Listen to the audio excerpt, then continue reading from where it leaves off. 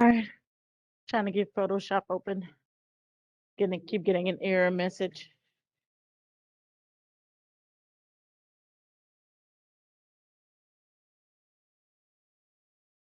All righty, how many of you guys are done with all your work? Yeah. Mhm. Two people? All right. All right. I mean, it's Wednesday. I get it. You got other classes. I was just curious. Wasn't a very heavy week or what have you, but I knew the reading would be pretty tedious in some of the things, so I kept it fairly light. What have you? In the words of Maui, you're welcome. Like, you haven't watched Moana? Sorry,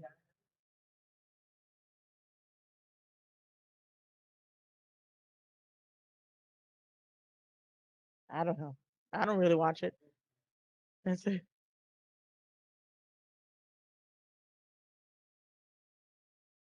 Uh, yeah. Huh? I'm going to lecture today. I'm going to give you guys some information, show you guys some things. All right, you guys keep it down. All right, listen up. Listen up. Hey, no, no, no, no. Finish that later. Okay? Listen up. So today, I'm going to kind of elaborate a little bit on some of the modes. I'm going to show you guys a couple of videos. I figure it might give you a little break from hearing my voice, and I really like the way they explained these these two things. So I'm going to show you guys a couple of videos from one guy who I actually like. He's pretty entertaining. He's pretty cool. Um, and I will. I want to also demonstrate to you guys something.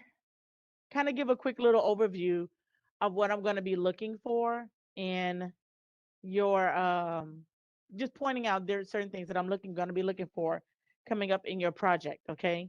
But in doing that, I want to further explain useful alpha selections. I will totally, because I talk fast sometimes, butcher that up. So I'll probably say alpha. Oh, I mess it up almost every time that I say it when I say it really fast. Just know what I'm talking about. Okay. It's useful alpha selections. I probably won't say it slow next time. But there's just I want to show you guys like just a couple of other technique things that um will be really useful and beneficial. So make sure you guys are paying attention, are listening, um, because everything that I do show you and I do tell you, I will hold you accountable for knowing. Okay. So, okay, Photoshop is finally open.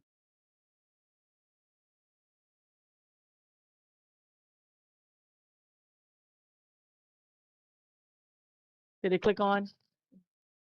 Okay. Oh,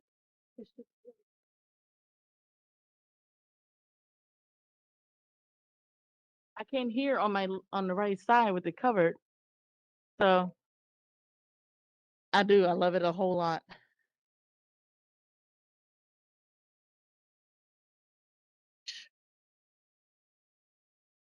Uh,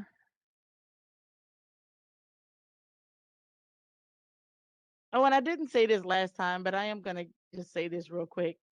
Um, for anybody who may have had any concerns or questions. I wasn't sick Monday. I'm not sick now. Didn't have any issues or what have you. I also take care of an older lady, and when it's my turn to take care of her, I have to make sure that I am COVID free. So when I do test, I just wear this as a precaution to make them happy. So that's just what it is. I'm not, yeah. And it was also didn't want you to feel bad. He didn't think that because I came in after you were sneezing either. Okay. So I just you never know sometimes what might, offend someone or what have you. And I just wanted to just clarify that.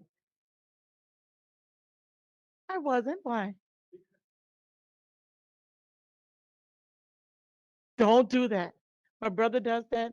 I'm telling you, it's gonna be what have you. And um, what's the other one that I say? Uh-uh. You know, you know, you may not know, but you know. That's my other one. You know. No. My brother makes it a point to tell me every single time we talk. Like, can you ignore all those words that I repeat and just focus on the ones that's not repeated, unless I'm lecturing. Okay.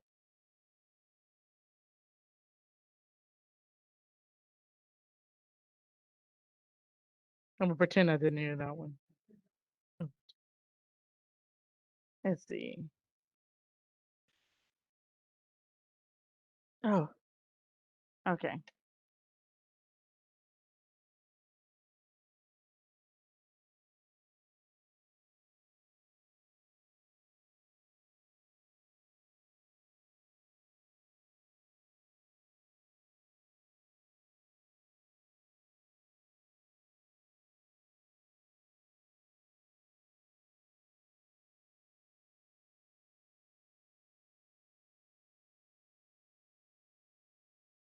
All right. Where are? Let's do this.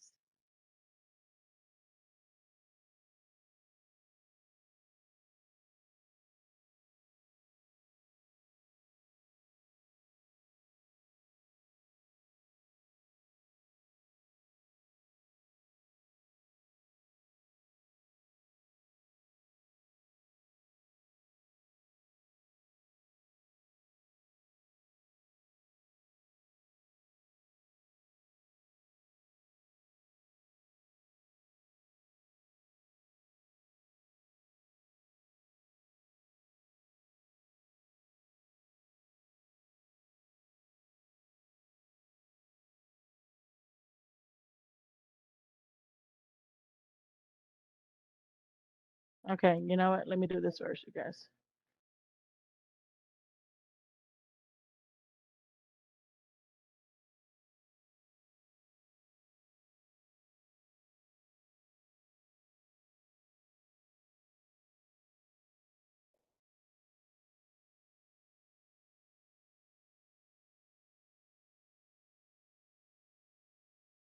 I don't like this mouse. There we go.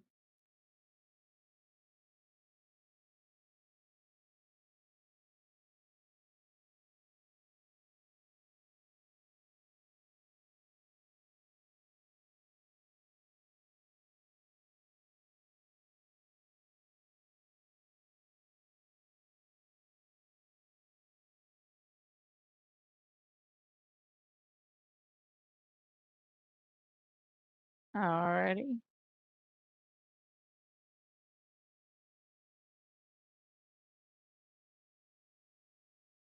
Okay. I want to pull up a couple of things real quick.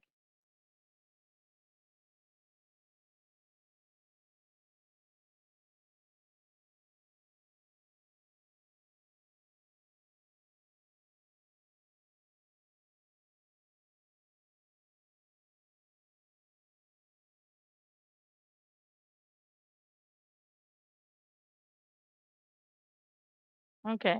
So I'm going to repeat real quick for online for those who just signed on. I'm going to pretty much just talk to you guys, just elaborate a little bit more about some blending modes. We're going to talk about alpha channels. We're going to watch a video on channels and the blend if section that is in the effects option area, and just and look a little bit more at some of the filters. So I'm going to demonstrate a couple of things that you guys may or may not know that you can do in Photoshop, and just kind of just just elaborate a little bit more. Now, I do have my lecture notes that well, not so much the lecture notes, but just some of the definition of some of the uh blend modes and things like that that I will post in D2L for you guys to have for your own notes and being able to, to read over that. That's not necessarily in the book, just some added information that I'm going to be giving you guys, okay? Um so I took a picture of this deal here to let you know that in the blending modes group section, they're grouped off into these groups right here. Normal, you have normal and dissolve that are grouped together. And we'll see what each one of them, will do. You have the darken. These blend modes here will give you more of a darken blend in your images, as well. These will give you lightening. These will give you more contrast, and so on and so forth. The most popular blend modes that you're going to typically use will be your multiply, screen, overlay, maybe like soft or hard light or something like that.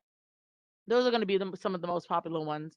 Um, you can put more than one blend mode, not a more than one blend mode on one layer, but on more than one image. If you duplicate your image, then you can apply different blend modes, and of course, those different blend modes will give you, a different blend. But this is something that I encourage you guys to play around with at different times, so that you can kind of see what kind of looks you want. Oh no, I need to turn this off. There we go. Let's see.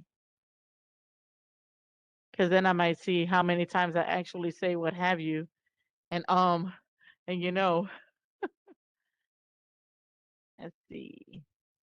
Okay. So yeah, I will put this image in D2L as well, just for reference if you like that. Okay. So where's the other one? I had two.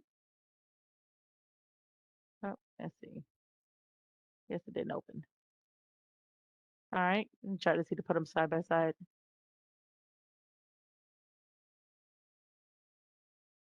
There we go. So this here is just an example of what the different blend modes will look like. This is your original image right here. And if we covered the eyes and the mouth with this color here, this is what it still looks like at a normal with a 100% opacity on it. And if I apply 50% opacity, you'll see that it'll become to be a little bit more transparent. If it's dissolved at 50% opacity, you can see in it a little bit more, kind of get into it, but it looks a little grainy. That's because some of the pixels are like beginning to dissolve or what have you, and is wanting to give you that bit of textured, grainy like look. Okay, let's see. We come over here now. These two, I have never seen these in Photoshop. So this is something that I pulled from the Adobe deal. So this could be something that, maybe you guys might see in a different Adobe program. But these two you will not see or do not see in, I'll put it to you like this. I have not seen, nor have I used clear and behind. Let's see, hold on. My Siri thinks I'm talking to it. I thought that was turned off, but I did an update, so I guess it decided to turn off. Um, so this color here is now darkened on here, and you'll see how it brings out some of the darker features, in there and just makes it a little dark, but it still blends it. Multiplying, pretty much the same thing, is multiplying the pixels on that layer, that solid color layer, with the pixels underneath it. Okay. So this is just how each one of them look, an example of how each one of them look. Lighten, you get more into the lightning group. Screen,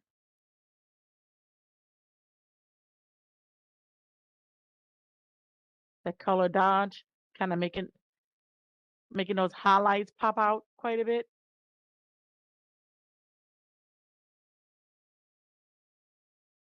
Your overlay, soft light, and you come over here and you have the hard light.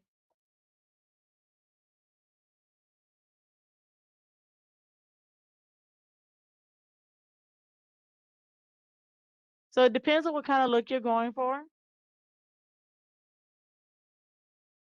If you're designing something that's for the most part more that has more of a realistic look, you're gonna the main blend modes that I mentioned are typically going to be the ones that you normally use. Um, you may use some of the hard light, going onto the linear lights, depending on what it is that you're trying to blend. Um, Rarely have I needed to use any of these when it came to blending and making giving something a more of a realistic look.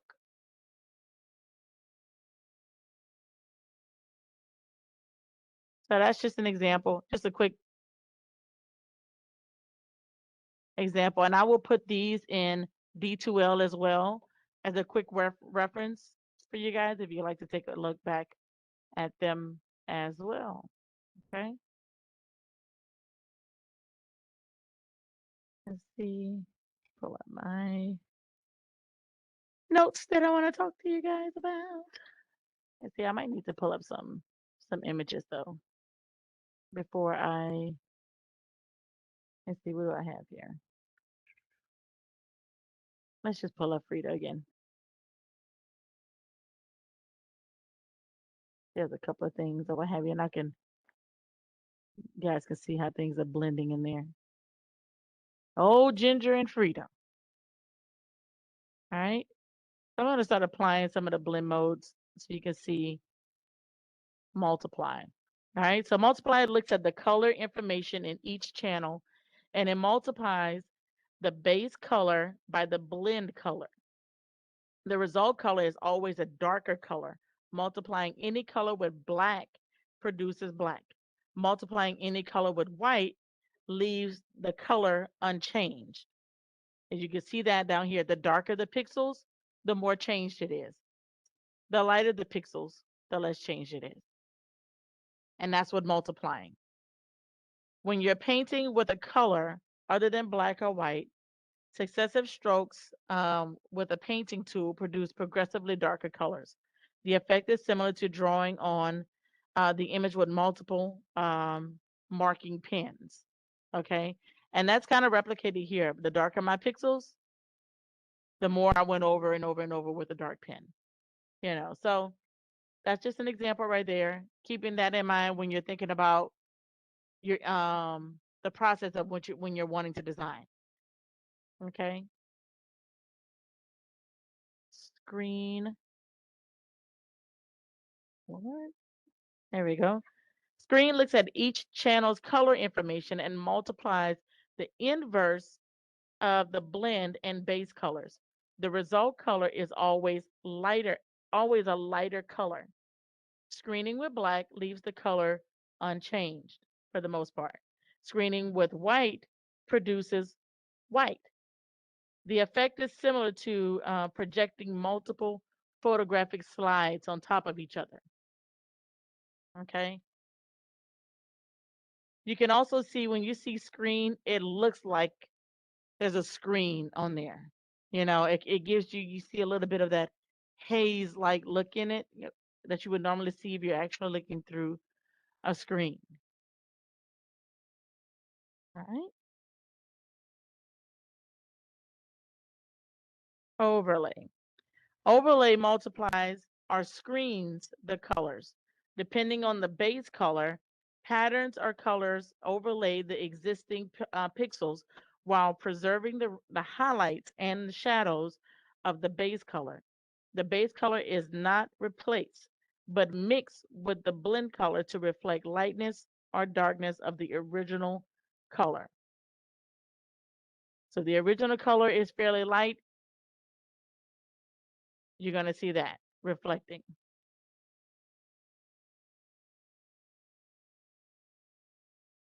As you see right up in here, it's pretty light.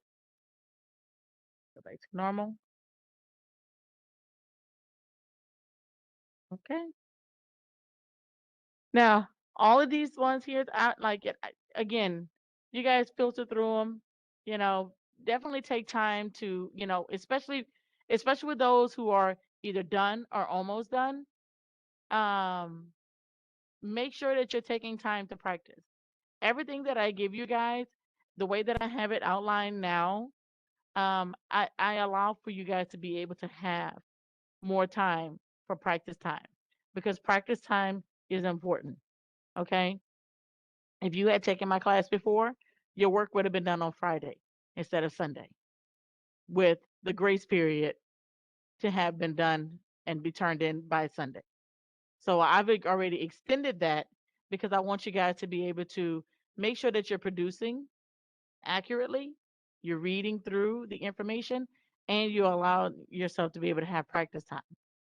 Because the more you practice, the better you get at it, right? Like a video game. So filter through these, play around with them, see what kind of look it is that you're looking for, and or what's gonna best suit your image, your overall design, and go from there. All right. I have more. I have an explanation for each one of these blend modes that will be in D2L for you guys. Okay. Let's see. Filters. Let's play around with some of the filters. Okay. I'm gonna show you guys this. Let me do this. Let's go with it.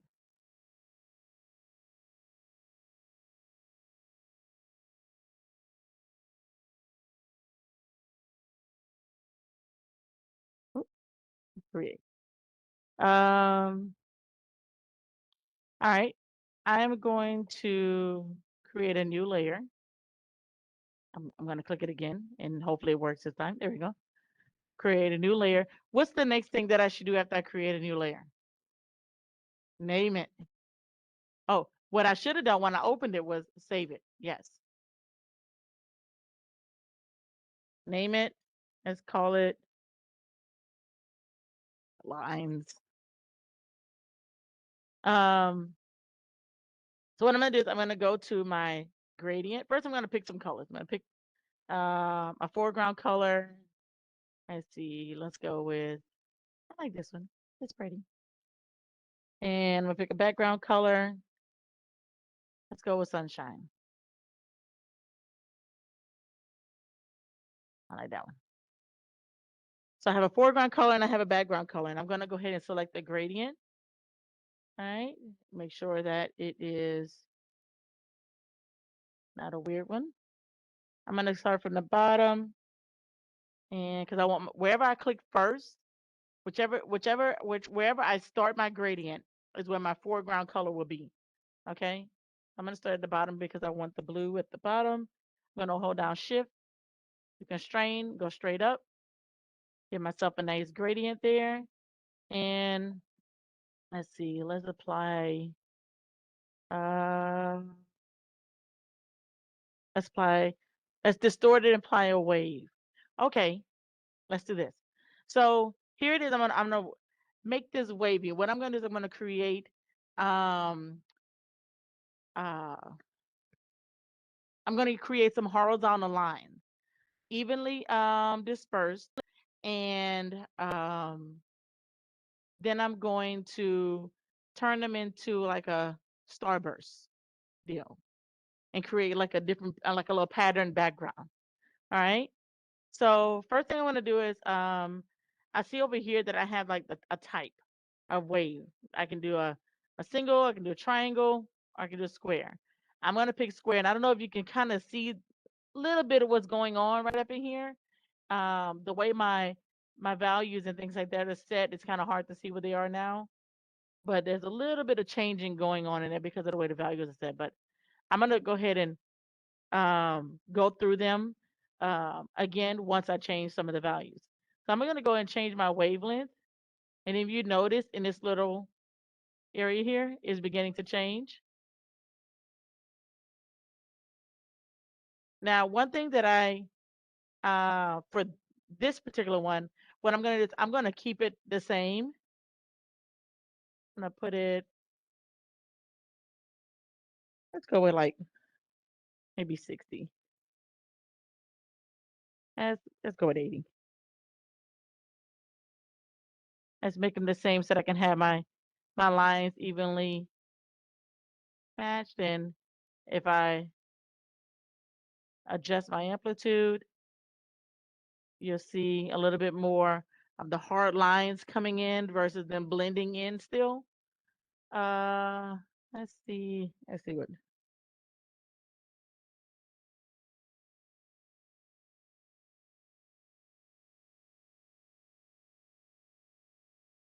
That's good.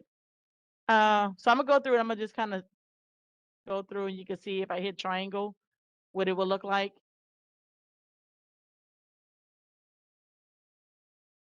But this is what I want right here to kind of show you guys what it is that I'm wanting to do. I'm gonna hit OK, and it's gonna turn it into that. But now, yeah, I know. It's not very easy on the eyes. No, they don't. Sorry. I apologize. I really like those colors. But the problem that you guys are having there, I'm having the same one here, so I understand. However, I'm going to change that. So hopefully you don't have to worry about any subliminal messages coming through that. Because I'm going to change it soon. I'm going to, let's see, filter. There we go. Let's see. So I'm going to distort it again. Okay. But I'm going to go to polar coordinates. All right. Now I'm going to change it.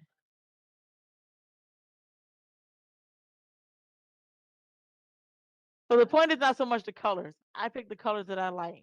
I just picked some random colors that I like. However,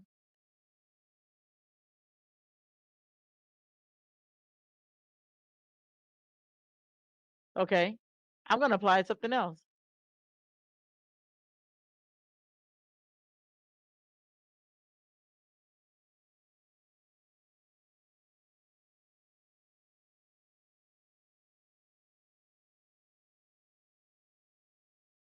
Mhm.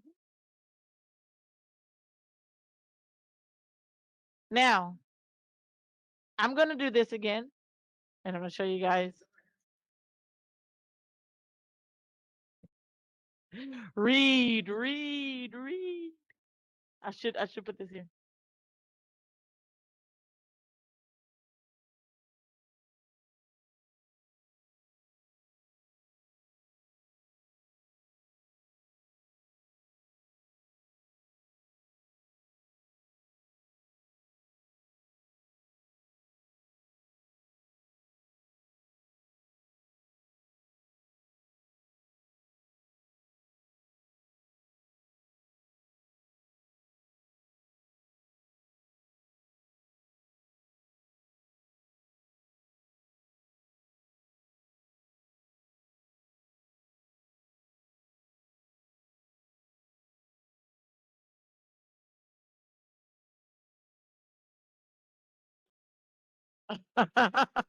So there's your subliminal message for you.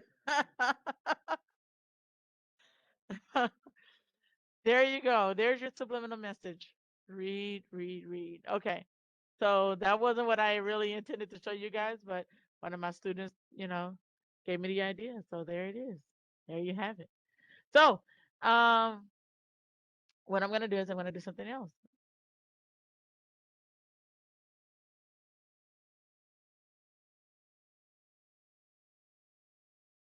Let's do this. Mhm. I'm going to change the colors for you guys.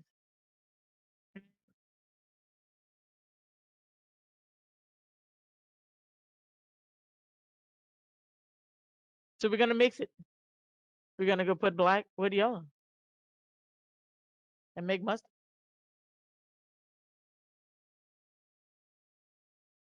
Okay. So, I'm going to take this layer. Listen up. I'm going to take this layer. I'm going to right click and I'm going to convert it to a smart object. Okay. I converted this to a smart object because I want to be able to have the option to be able to apply some filters and maybe have the opportunity to go back in, depending on what filters I apply, I should be able to go back and edit or remove those filters. Okay. So Let's see here. And these particular filters that I'm applying, I have not applied to a smart filter before. So I'm getting ready to do something different for the first time with you guys based off of theory that should work when I'm using other filters. So I'm going to, what I do first, I did the wave, and these, my settings are still here, so I'm going to go ahead and leave that. Actually, you know what? No, wrong button. I'm going to do a different deal on that. So I'm going to go back to distort, wave. Uh, let's do the triangle. All right, let's kind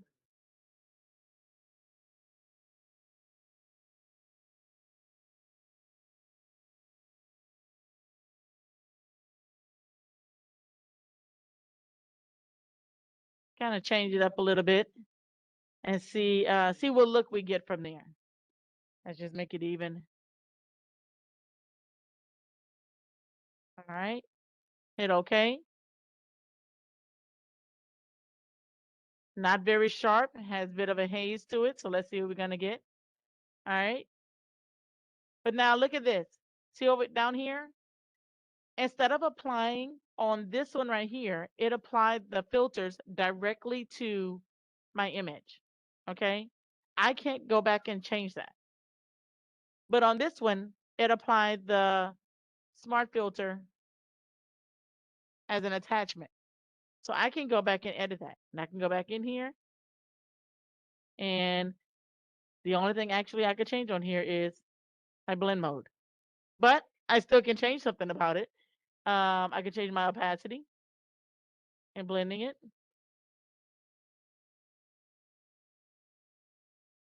But that looks pretty dark. But I can still go back and make an edit on it. So that's good. The other filter, what was the other filter I did? The polar coordinate. So I'm going to go back to distort and polar coordinate. And I'm going to hit OK. And this is the look that I have. So let's see what I can go back and change on the polar coordinate. I know that I can hide it. And on this too, I can apply a blend mode. So what it's doing is blending the polar coordinate with the wave deal. Like I'm totally discovering this. Like I never have a need to do this. So I'm exploring at this moment. Okay. Um, but this is pretty cool. On this blend mode, what I did was I changed the blend mode on here. Let's see, let me go back to it, back to normal.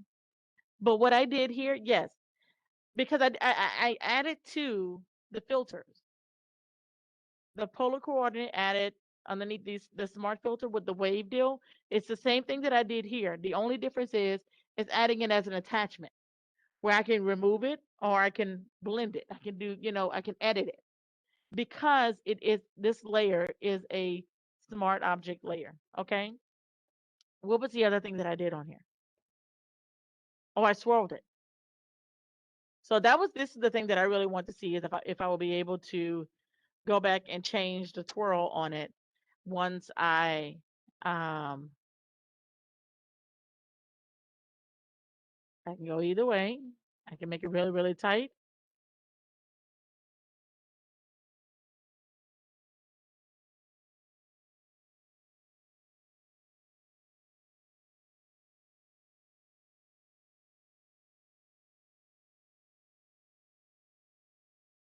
Absolutely. We're just not there yet.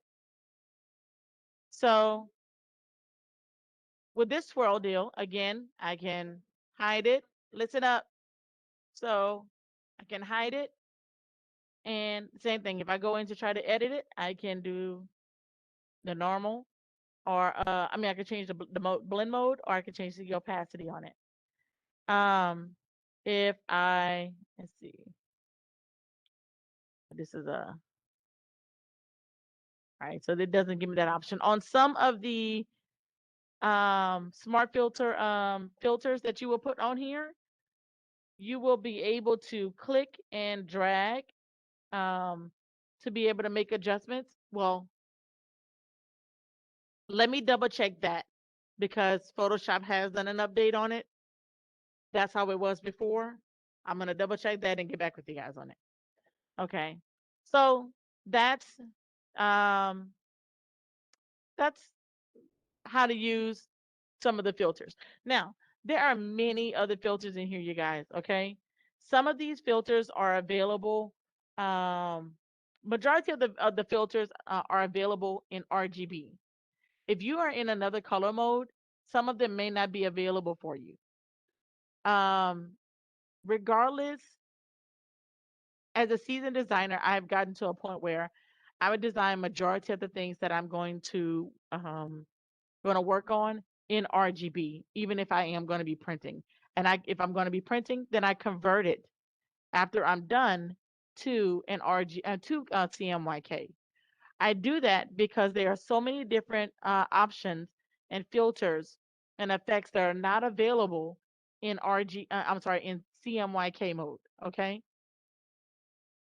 But they are available in RGB. And that's because when you're looking at CMYK is for print, is mixing colors or what have you for print. Whereas your RGB, they're mixing colors for you're mixing light, you're shining a light through these colors that's causing the colors to reflect in different ways. So it's going to give me a lot more options. So you guys, you guys will have plenty of time to get your work done. Let's go ahead and focus on what's going on here on the screen, okay? I apologize if it's something you already know, but let's just go ahead and zoom through this. Um, okay, so that's one thing. Let me show you guys something else real quick. Where does it work?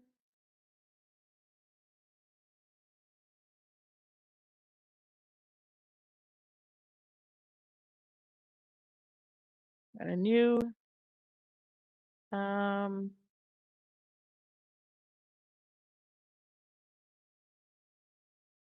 you know what, let me do this.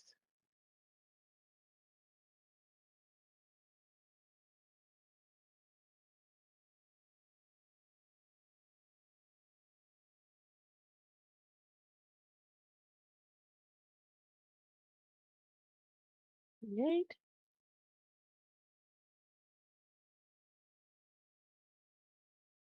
Create a new layer. Gonna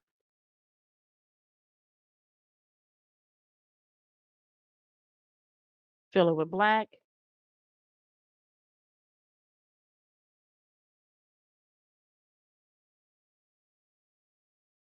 Dog it. Come on, I don't need that anymore. That's not easy out. I'm holding the Alt key, not the Windows key, to constrain. Well, it's already automatically constrained now with the Photoshop update. So I'm holding the Alt key so that it will affect the other side as well. So just kind of bring it a little bit smaller. And I am going to name this layer. I'm going to call it soy. Oh, SQY. That's what it is. And let's see. Okay, I know it.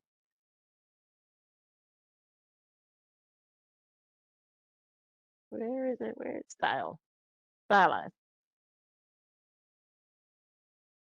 So I'm going to put some wind in here. I'm going to kind of make it look like the wind is blowing and it's causing my pixels to be blown in one direction. Okay. I got to decide which direction I want them to go in. For this one, I'm going to pick from the right. I have other methods like I can blast it. I can stagger it. I didn't hear. I didn't hear. Was there something for me? Oh, wind is the one that I'm going to choose. I'm going to hit OK. And you see this little bitty edit right up in here. Okay. Now, if I come up here to filter, and up here where you see wind, it says if I hit Alt, Control F, That's the shortcut code for me to apply the filter that I just applied. So instead of going back and applying the filter again, or even going to filter and hitting wind here, I can just hit Alt, Control, F, and it would apply that filter, same filter. So I'm going to do that like 5 more times. Oh, that's enough, 4 times. And get this look here. All right. Now I see it's doing something a little different here. This is kind of weird. I'd have to figure that out and see why it's doing this. But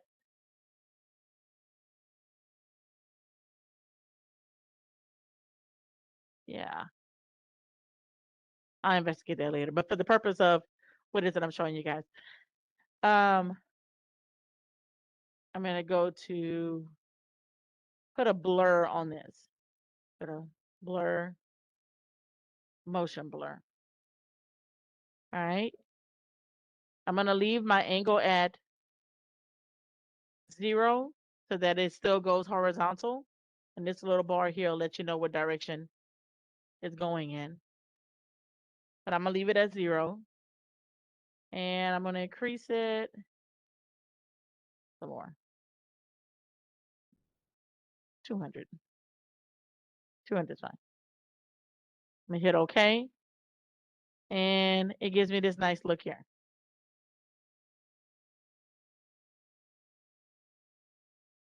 So what? I start to a brick wall. Oh no.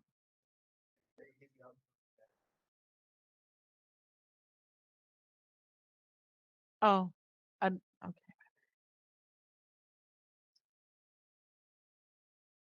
Huh?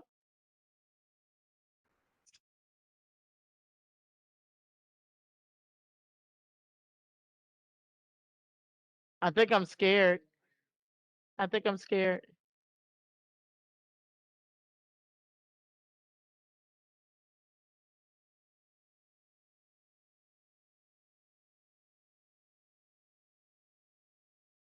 Yeah, you guys are making me nervous. Okay, so I'm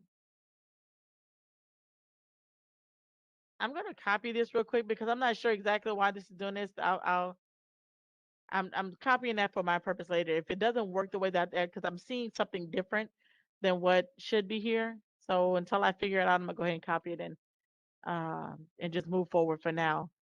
Let me hide this one. Do that. Make sure that my SQY layer is selected. I'm gonna come to filter. I've blurred it, and let's put that polar coordinate on there. Yeah, see, it's putting this little blank deal in there. Oh, I'm sorry, I messed that up. I forgot to do something. Because it's not giving me the look that I want. What I need to do is I need to go to image, and I need to rotate my image. I'm gonna rotate it counterclockwise to have my um little thin points going, the thinner points going up, because my polar coordinates are going to start from this point here, and I want from the bottom, and I want this part here to be in the center, so that my little points, as I do my polar coordinates, will go around in a circle. So now I'm going to come back to filter, and see, it did this deal here, but I'm going to,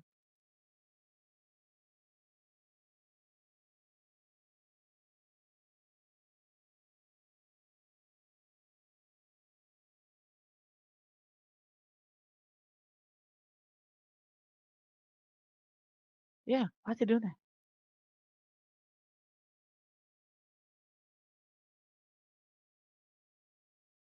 All right, I'm about to do something that I tell you guys that I don't want you doing. Close your eyes and don't look, okay? So much so I never even know what this little tool is at, because that's just how much I don't use it.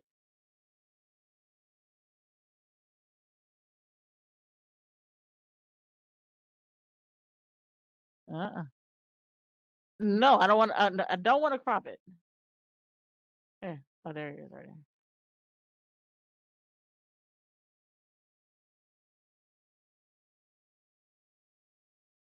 There's something here, and I can't tell what it is.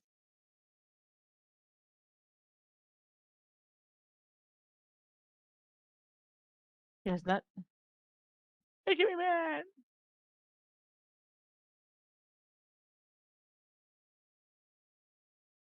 All right. So I'm gonna do this instead.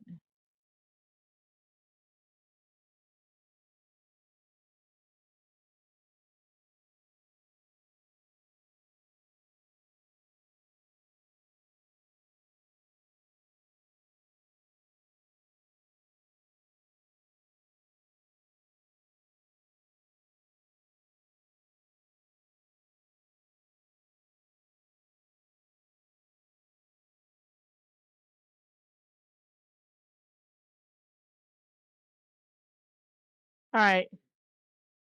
Let's see if that worked. Now I'm gonna go to filter. Oh, and make sure that my layer is selected, because remember, I can't edit anything if it doesn't have pixels on it. Okay. So have my layer selected, filter, distort, color coordinates. There we go. And still a little piece there. I see that little slither. Sneaky. But it's giving me this star look on there. And if I minimize, if I remove that background layer, it'll give me that star look. And then of course I can make a selection. I can inverse that selection, change the color to white, and create a star look. So I can change the color and create different color stars. So just different things or what have you. I'm gonna figure out this little fixed deal, and I'll probably put a little tutorial on D2L for it to see what the problem is. But this typically didn't happen. So it must be some Photoshop deal. It's gotta be Photoshop, because it's definitely not me. Okay. So that's some of the filters. That's another thing that I encourage you guys to filter through. Looking at some of the filters, there is the filter gallery, which you guys have already seen some of those things. You can apply different textures and sketches and things like that. This is one thing that one method that is used when trying to cartoon yourself, things like that. Just some of the steps that you use are in this section here. Yes, turn yourself into a cartoon. All right. So what I'm gonna do is, and I'm not sure for my, let's see.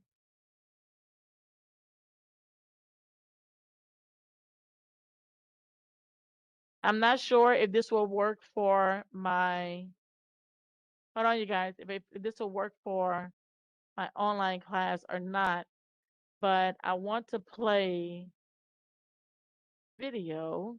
Well, as soon as I find, where is it at? There you go. And if you're not able to hear it, or if it's not working well for you on see, for the online class, look in the chat section. I put the links in there so you can um, um, check those out at the same time that we're watching it. The first link is going to be the first video that I'm going to play. So let's go here.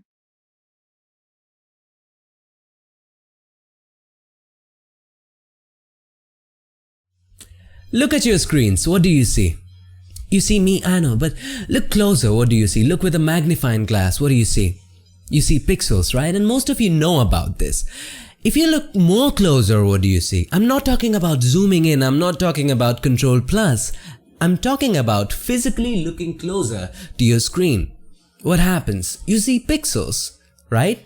And if you're looking at a color photo, if you're looking at a color image, you would notice that each pixel emits one color.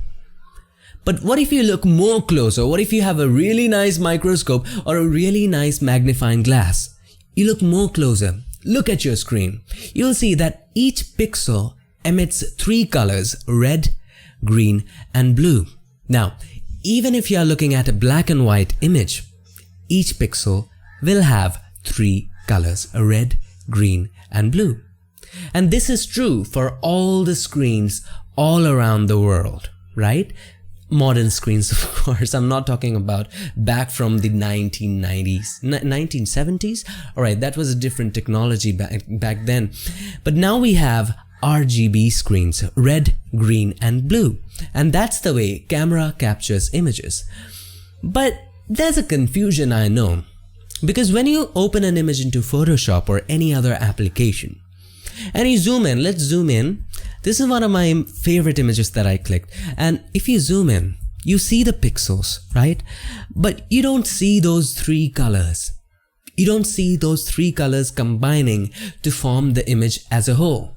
But let me tell you something. Today I'm gonna prove it right inside of Photoshop that every image is composed of red, green, and blue. What I'm gonna do, I'm gonna break down an image into red, green, and blue, and then combine all of them together to form the image again. Also, at the end of the video, we'll do some fun stuff that will make your concept more clear about this RGB thingy. So without any further ado, let's get started.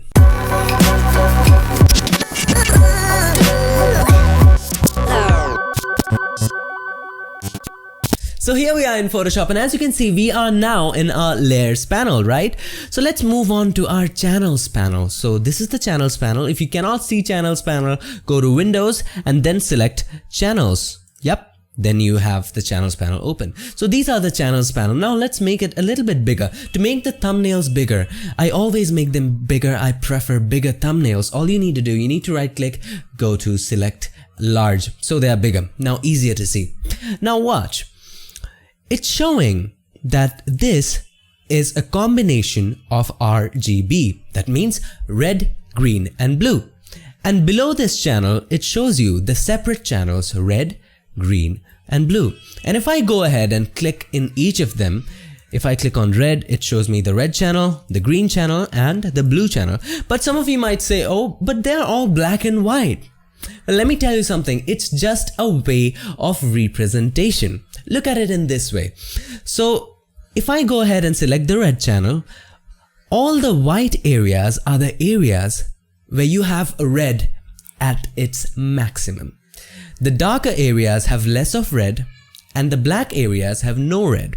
So the more the brightness in a particular area, the more red light it will have. Now, point to be noted here. I said a red light, not red color. Because when you look at your screen, you don't have just red random colors. You have red light emitting out of your screens. And we'll get to that later in this video. So the brighter the area, the more the red light. Now, similarly in this image, the brighter the area, the more blue light, the darker the area, the lesser blue light. And if there are black areas, there's no light. Alright, so oops, this was green and this is blue. I hope you get the idea what I'm talking about. Now let's move back and let's divide this image, separate this image into three colors. Now to select the areas that are red, all we need to do, we need to press and hold our control key or command key if you're using a Mac, and let's click on the red channel. This selects the areas that are red. Now let's get back to layers panel, okay?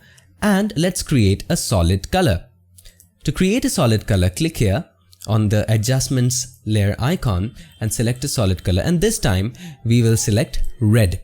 So you just cannot randomly select any red. This is a specific kind of red that you have to select. You have to select pure red. And to select pure red, we need to type in green 0. We don't want green. CRGB, red, green, blue. We don't want blue, so blue 0. We want full red, it would be 255. So the maximum value for R, G or B is 255 and the minimum value is 0. So 255 is the maximum value. Why is 255 the maximum value? Well, each of the values of RGB is stored in 8 bits. And if you are a computer student or if you know a little bit of computer, you know that in 8 bits, 255 is the maximum that you can show, that you can represent, maximum number that you can represent. Okay, let's click OK. Now let's go back to this layer. Let's select this layer, go back. Let's turn this layer off. Let's turn this red thing off. Let's go back to our channels. And now this time, let's make a selection of the areas that are green. So you might not see green areas, but there is green because they are all combining together to give the color that you want. So yeah, let's go ahead and select the green thing. Press and hold Ctrl or Command, click on it. The green areas will be selected. Let's create a solid color of green. Not any green. Green 255, red 0, blue 0. Okay, let's turn this off again. Now what is left? Go to the channels. Blue is left. We'll do the same for the blue areas. And we'd select a solid color. This time blue 255, 0, 0. Alright. Now let's go back to the channels and turn on the RGB. Oops, something's wrong happened. Let's turn it off. Let's turn on the RGB. Yeah. So we have separated the images into 3 colors. Now what if I turn all of them on? You should see the image again, right? But let's try it. Let's try what happens. If I turn, let's turn it off. If I turn all of this, so this is the blue light, blue color. This is the green color and this is the red color. And it looks kind of awkward. Did I fail? No, not at all. Do you remember I mentioned light instead of color? We need to convert these into light, not colors. Now they are what? They are colors. Until and unless you have a light instead of a flat color, you have to have an emitting light. These images won't be formed. And to convert these into light, all we need to do, we need to convert the blend modes, change the blend modes to screen. So change all of the blend modes to screen. Right? Does it help? No, it doesn't. Have I failed? No, I haven't. Why? Because I'm throwing a light. And to throw a light, I would need a surface. A surface that has no light.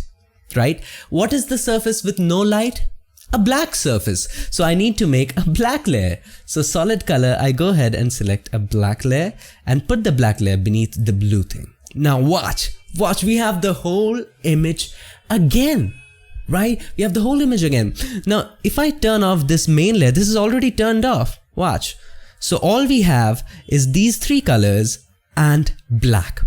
If I turn off any color, there will be just one color. So this is the red, this is the green, and this is the blue. We combine all of them, it gives you the image. Now let's do some fun stuff. Let's delete all of these. Let's delete it. And let's create a new layer. Let's delete all of these images. Let's select all of them and we cannot delete all of them. We have to create a new layer. Okay, alright. Now this time, let's paint. Let's paint. Alright, let's create a black layer first because we need a surface. We need a surface with no light. So solid color and black selected. Okay, so this is our first layer. Above this, we would create a layer. Let's paint in with blue.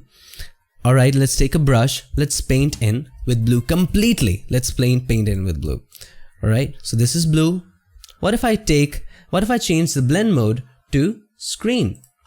Create a new layer. Oops, create a new layer. And let's select green this time.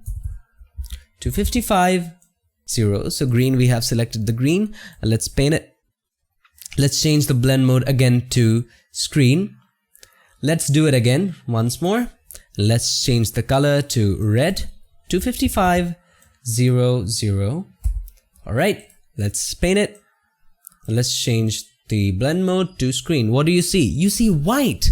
This explains that when you have the same amount of red, the same amount of green and the same amount of blue, you have a neutral color.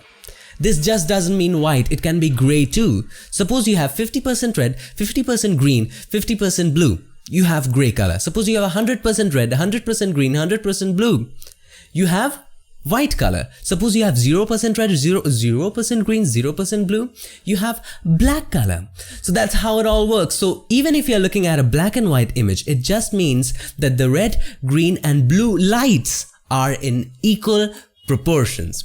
So that's pretty much it for this video. Hope you understood the concept of RGB, and if you did, make sure to hit the subscribe button and do give us a thumbs up. I'll see you guys in my next one. Till then, stay tuned and make sure that you keep creating. I hope my camera is still on because my battery is low and my Photoshop has just hanged. All right. It's back to life, is it? I don't know. This video is not going good for me. Shit. Oops. You know what? I'm just gonna look in the camera.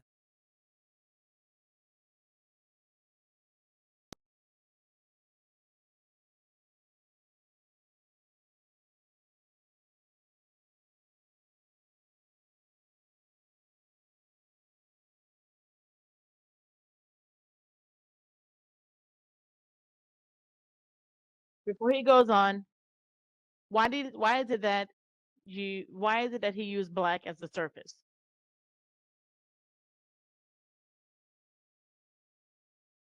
You may ask you this question: can light pass through a black piece of paper?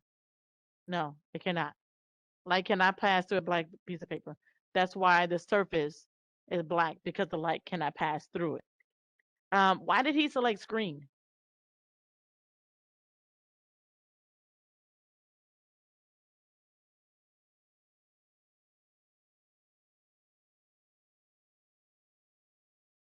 It's called screen because okay, think about it like, how many of you guys have gotten a t-shirt printed or understand screen printing, t-shirt? Okay, if you got screen printed, they're going to use actual screens. Okay, they're going to lay out the screen and they're going to paint the ink through the screen, through the template or what have you that's being formed. This here is what would be a red screen, almost like a red screen would look if they were doing screen printing. They would take this screen, lay it over the shirt, paint it with red, and this is what they would see. But like he said, the shirt wouldn't be done yet until they put another screen on top that was for a different color. So I don't know if you guys have ever gone to get shirts printed, but the more colors you have on the shirt for screen printing, the more money you pay per screen, because they have to make each one of those screens. And they take those screens and they overlay each one of them. They align them just like this here, and they apply them to the surface, which is the t-shirt. Okay. In some cases, when it comes to actual printing, which is different from this example here, depending on the colors that's being laid out, for it to really show on a black t-shirt, they're going to have to put a white screen first on top underneath that to make the color really pop out. So sometimes that's just an extra charge. But screen is one that is allowed because the colors will pass through and overlay. But also, if it's on a neutral background or what have you, it's going to be pretty much that color. So, make sense? I just want to stop it so I can say that. Welcome back to another very exciting tutorial here at the PhotoshopTrainingChannel.com. My name is Jesus Ramirez, and you can find me on Instagram at JRFromPTC. In this tutorial, I'm going to show you how to use Blend Diff in Photoshop like a pro. With the techniques that you will learn in this tutorial, you will be able to make fast and easy sky replacements, apply textures to text, create cool special effects, and much more. Blend Diff is truly one of Photoshop's unsung heroes and an extremely powerful tool that often gets overlooked. Watch this tutorial all the way through to learn everything that you need to know about Blend Diff, and let me know in the comments what you think about this amazing tool. Okay, let's get started. We're going to work with this graphic. It's inside of this group, so let me open that up. And we have two layers. We have this graphic and this gray background. And this graphic is going to help us illustrate how the Blend Diff works. I'm going to double click to the side of the layer to bring up the layer style window. In the bottom center of the blending options, you will see the Blend If section. By default, it's set to gray, but there's other options which we'll discuss later in this tutorial. But first, let's focus on the gray. There's really two main sections, the This Layer section and the Underline section. We're going to focus on the This Layer section, but they both basically work the same. Whatever is selected, and currently the black and white layer is selected, is what the This layer will control. So notice the black point here. If I click and drag this to the right, watch what happens to that circle. It starts disappearing. That's because I'm telling Photoshop that anything that is this value of gray, 81, right here, or darker, should be invisible. And by the way, there's 256 levels of gray, from 0 to 255, 0 being black, and 255 being white.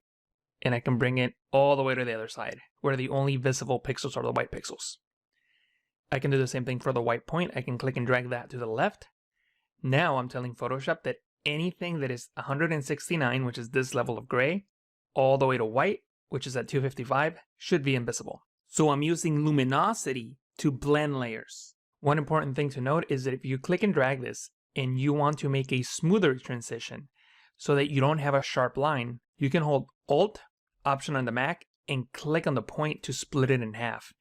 If you spread it apart, you'll create a much smoother transition as you see there. So now, anything that is between 55 and 120 will gradually become transparent. So with this information, we can go back into our layers here, and I have an example for you, which is this text, which reads clouds and a background of a sky. So if we wanted to create an effect where the clouds were covering the text, we can use Blend If for that to make life much easier. So I'm going to double click to the side of the layer to bring up the layer style window. We're going to now work on the underlying layer. That's all the layers below the currently selected layer.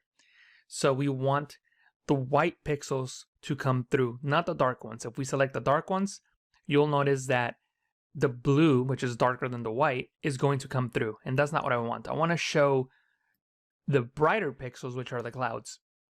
So I can click and drag this white point to the left, then hold Alt, Option on the Mac, click to split those in half and create a much smoother transition. And I can fine tune those, then press OK. Now it looks as if that text is being covered by the clouds. Really cool stuff, right? I'm sure that you're getting a lot of ideas of how to use this, so if you come up with a good one, let me know in the comments. So this is an easy way of creating blends and masking in Photoshop. I'm going to collapse this group and then move on to another example. We have this texture in this text that reads Rust. I'm going to select the texture layer, then press Ctrl-Alt-G, Command-Option-G on the Mac to turn that into a clipping mask. That means that the text layer controls the visibility of the texture layer. So I can click and drag the texture and place it accordingly. Then, if I want to blend the texture with the text layer, I can use the same technique. I'm going to double click to the side of the layer to bring up the layer style window. Looking at the texture layer, we have dark pixels and bright pixels. If I want to hide the black pixels, I can click on this point and drag to the right, and notice how the darker pixels start disappearing. I can also hold Alt, Option on the Mac, click to split those in half, and just create a smoother transition. I could also do the opposite. I can hide the brighter pixels, which is this top part. So I can click on the white point and drag it to the left, and also hold Alt, Option on the Mac and split those in half to create a smoother transition, and press OK when I'm done. And this is a live text layer, which means that I can press T for the type tool, then click and change the contents. So I can type PTC, and that keeps the same effect. Now I have one more example here for you. This one deals with color. So now we're going to talk about the channels that you can blend in the Blend If. So we have the color wheel here and a great background. If I double click to the side of the layer of the color wheel, it will bring up the layer style window. I can click on this drop down to select red. So we have black and we have red, and this is a red channel, by the way. So what we can do here is click and drag this white point, which is a red point, and move it to the left. That means that we're going to hide red pixels. See how it immediately made all those red pixels transparent? And I can keep dragging those to the left up until we get to the opposite end. The opposite of red is cyan, so those are the colors that we keep. I can do the opposite and click and drag the black point, which will be the opposite of red, in this case cyan, and it will hide those pixels. And just like we did before, we can hold Alt, Option on the Mac, click and split those in half and create smoother transitions between visible and invisible pixels. And I'll quickly show you what green does. We can hide green. The opposite of green is magenta, and that's where it stops. Or we can hide magenta and stop at green. Finally, we have blue. The opposite of blue is yellow, so that's where it will stop. And I can hide yellow pixels and stop at blue. And to briefly explain how all this works, I'm going to go into the channels panel. And what the blend diff sliders are really doing is using channels to create those blends. So if you look at the red channel, notice that on the top part where we have red, it's completely white. And in the bottom part, we have black, where cyan is. So when you're dragging the black and white points in blend diff, this is what it's referencing. In the green channel, the green area is white. The opposite, magenta, is black. The blue channel, blue is white. Yellow is the opposite and it's in black.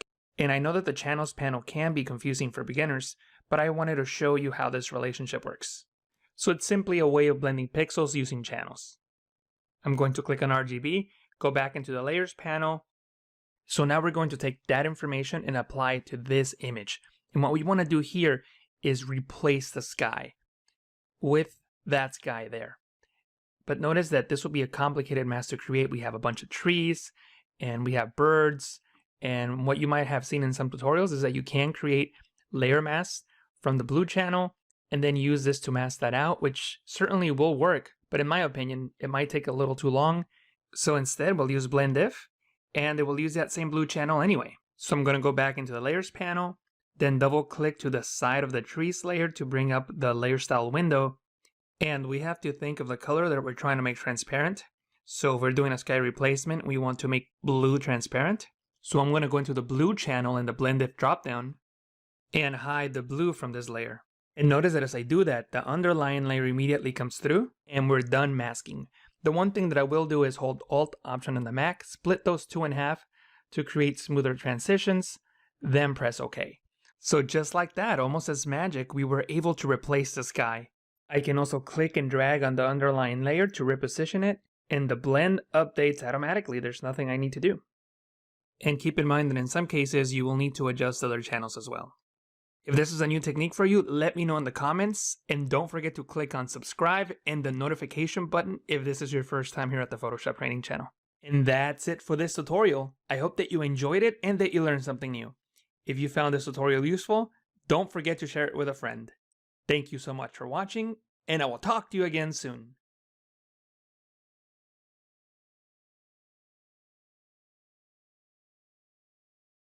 The last option is not something that I really use it for, the blend diff. So for me, that was a game changer for me. I was like, okay, yeah, I'm not using this blend diff and working as effective and as efficient. I typically would go to the channels and make my selection there, stuff like that. But yeah, I'm still making a selection.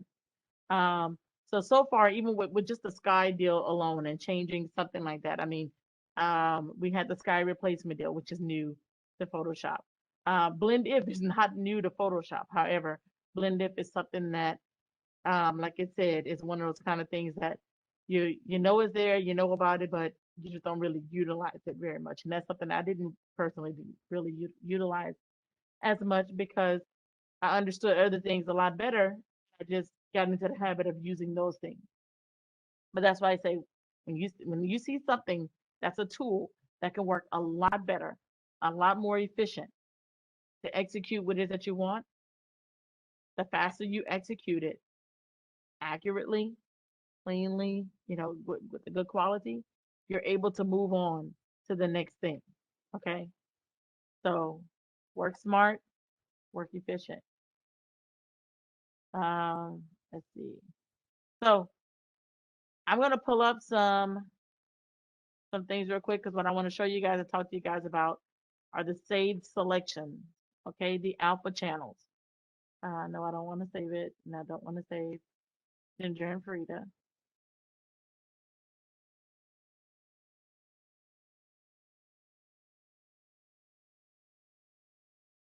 Oh,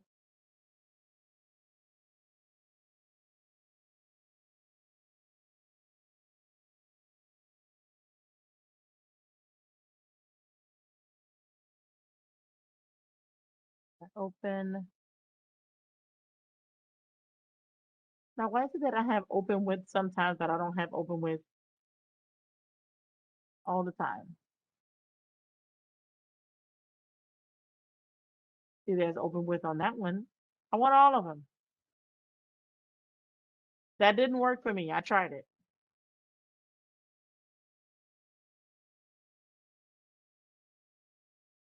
I'm just gonna go in.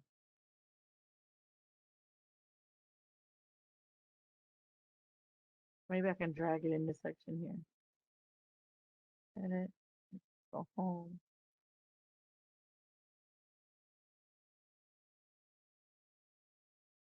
Hot page.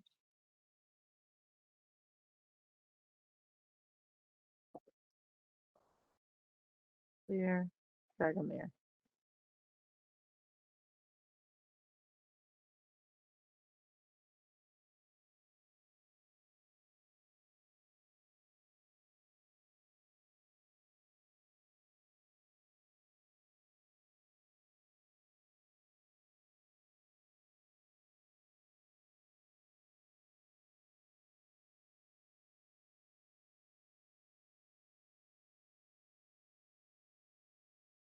Snapchat. Okay, so I'm gonna kind of do a couple of things here. I'm gonna explain what I'm looking for when it comes down to your project, and what I and save selections. What I'm going to be looking for and save selections. Okay, so what I recommend is that you guys, and it's going to have some information on there on how you guys should look for quality images. Okay, I do not want any low resolution images. I do not want any images that will have watermarks on them. You know, some that don't have like a little number going across or lines going across that say Shutterfly, you know, or whatever, Shutterstock. No watermark images, no pixelated images or anything like that. There are going to be ways that and different links that I have provided for you guys that you can use to find some stock images, or you can go and take your own images. All right. So that'll be up to you to decide. However, the quality of your images will be graded. Okay. Um, I prefer to open up all of my images in as separate tabs, and then I will take that image and bring it into the document that I'm wanting to use. So I'm first going to come to new file, file new, and inches, going to do 7 by 5, 150, create.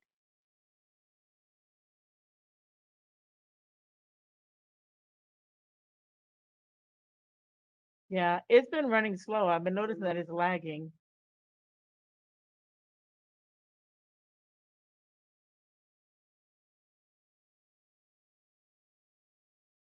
Yeah, it's lagging. But I had problems opening it up in the very beginning, so I'm not surprised that I'm having issues with it right now. All right, so let's close it out.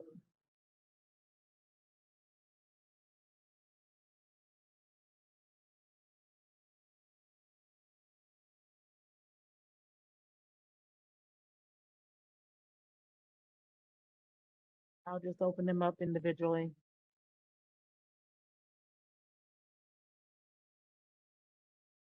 All right, so that's back on there. Create. There you go. All right.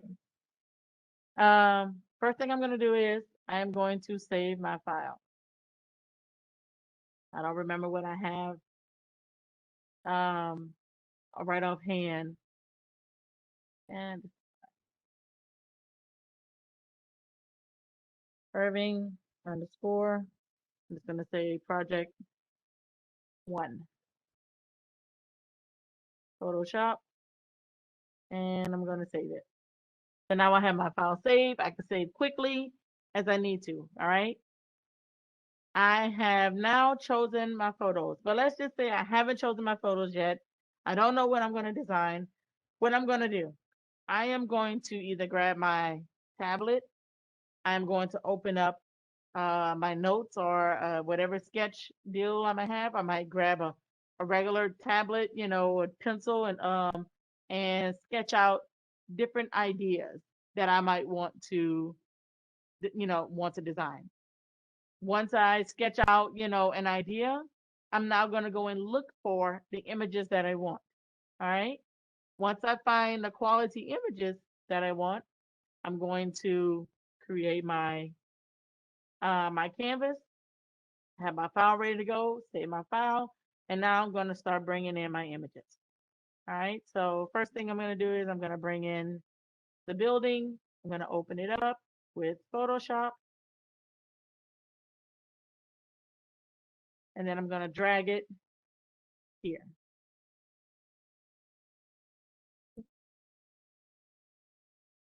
Now, if I hit, let's stay focused, okay? I get that you guys might like see different things or what have you, but let's keep them to ourselves for now and stay focused on what it is that I want you guys to know, so that you guys, I don't hear anybody say, well, I didn't know, I didn't hear that, I didn't get that. That's because your thoughts are on something else that you're seeing. I want you to focus on this, right? So I'm gonna go ahead and I'm gonna bring my image in the way, and position it how I want it. Now, I'm gonna tell you guys this. I already have my sketch. I already have my idea. I know the images that I want. I'm not just bringing in just some random images here and there and I'm piecing names together. I'm trying to decide, do I want to do this with it? Oh, let's do this. Like I have a plan going my um into my design. All right. I see that I have a building here. I got a cat. I have a child. I have a man and I have fire. My plan is I want the city to look like it has this, like it's catching fire. Now, I'm going to tell you that my plan that I'm putting together for you guys right now does not make sense. All right. So please don't try to make sense of it. I'm just trying to give you guys an understanding of what to do. All right. I want the bottom to kind of have this burning, like, look, I want to see fire down at the bottom of my, um, of the city. Okay. I want the cat to look like it's actually sitting on the skyline of the city. Okay. I want the child head to, to, to, um, to look like it's in the sky, um, to be multiplied, to have a multiplied blending look in the sky so that um, he looks like he's actually overseeing, everything that's going on. But I want the man to be in the child's eye because this is who he is to become, whatever. So, in other words, this is my plan, right? This is my plan. I looked for images because I sketched out first. I looked for images and I have the images that I want. So now I'm going to put it together. So I know how I want things to look, right? I have my plan. So now when I bring my images in, I'm going to position my images how I want them, all right? So, okay, I know I want my city skyline. And because it has this skyscraper right in the center, I want that to be the the point where my cat is going to be almost kind of like rewrapped around it, so to speak. Okay, so I want that to be in the center, and I want that to take up as much room as I possibly can get it without it being too much. So that's good. But I want to have more room up here in the sky. So I'm going to bring it down a little bit. All right. I'm going to come down like that. And I'm going to create a new layer. Oh, I didn't name my layer. This is the city. All right. This layer, because I know that I want to see more of my sky, I'm going to name this layer. And I know what I'm going to use to do this. Cloning sky. Okay. So am I going to want to see cloning on your project? Yeah. Did we learn cloning? Yeah. I'm going to want to see the things that you learned in your project. Okay. Yeah.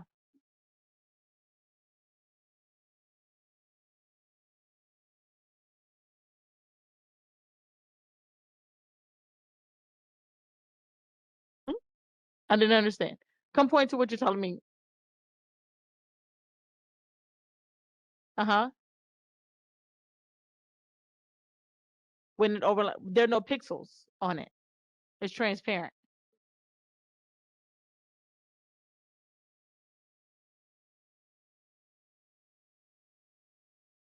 On top of this layer here, you're wondering why it shows right here? Because the white background is right here. If I turn that off, then there'll be no pixels showing. But this is on the top. There are no pixels on it yet. If I start putting pixels on it, then you'll see it. Oh, this is a lot easier.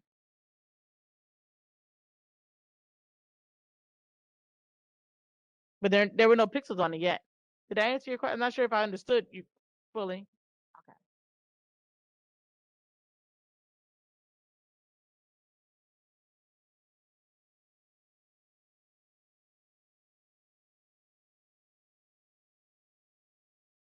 You'd have to show me. So I'm gonna do a rough deal of this, you guys. So I'm gonna hit my clone stamp tool.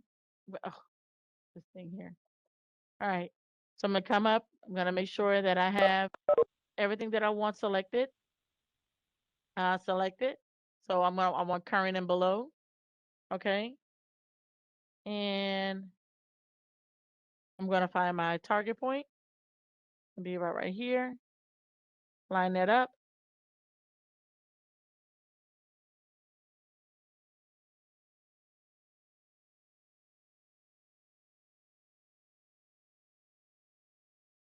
Okay. I'm gonna stop there. I'm gonna come on the other side.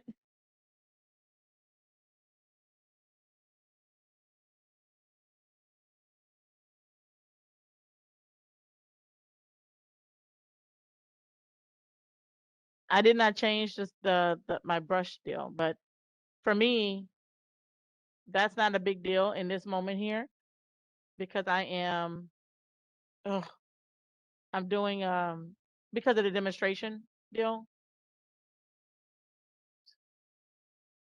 Yeah, yeah.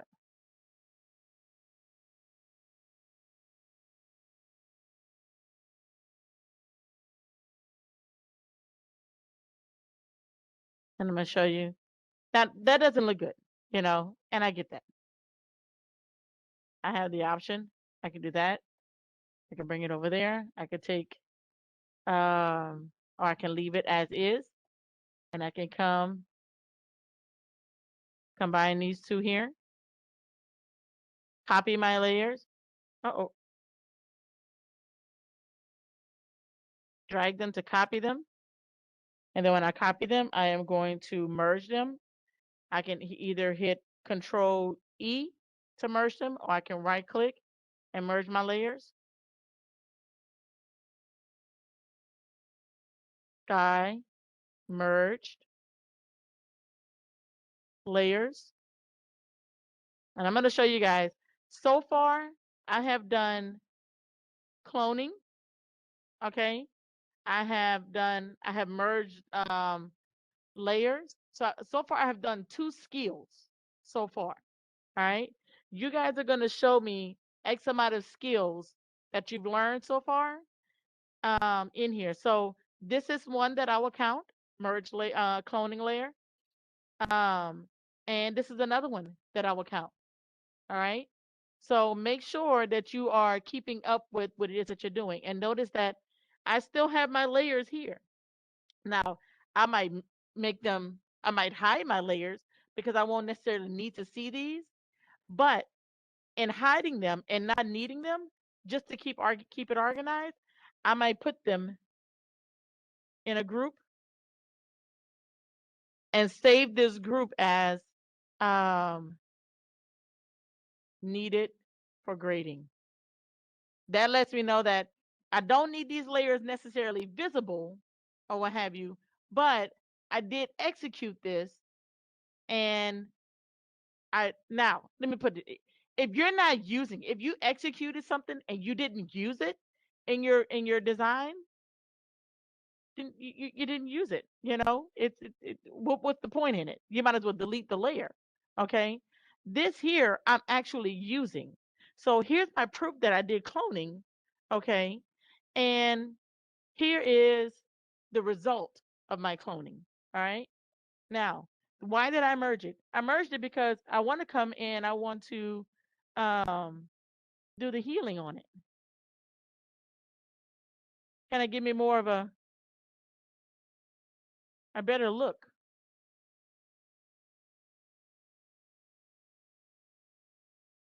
So I mean, that's just an idea. Like I did that something really quick, really rough.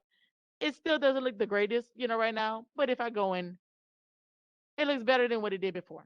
So that's that. But these are things that I had in mind that I know that I wanted to do. I did not want the skyscraper to be cut off. Why? What if I decide to print it? If I decide to print it and I want it all the way cut, to bleed off on the edges, I might get my skyscraper cut off, and I don't want that cut off. So certain things I have to keep in mind when I'm designing for print and when I'm designing for web. If I'm designing for web and my skyscraper is all the way at the top and I don't have to worry about it getting cut off, I might not worry about that part. But if I'm going to print it out, which you guys, when this project is not going to be a huge focus on designing for print, because I haven't showed you guys like bleeding and like doing the margin setups and things like that just yet. Um, that won't be something that I'm going to be necessarily looking for. We're going to be looking for other things. But moving forward, once I show you guys how to do it, then I'll be looking for you guys to keep those things in mind. All right. So I have that done. The next thing that I want to do is I'm going to look at my images, and